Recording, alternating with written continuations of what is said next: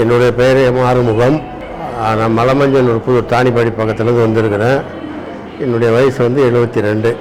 எனக்கு இப்போ தூக்கம் பிரச்சனையாக இருக்குது. சரியாக தூக்கம் வரதில்லை, அதை பார்க்கணும்.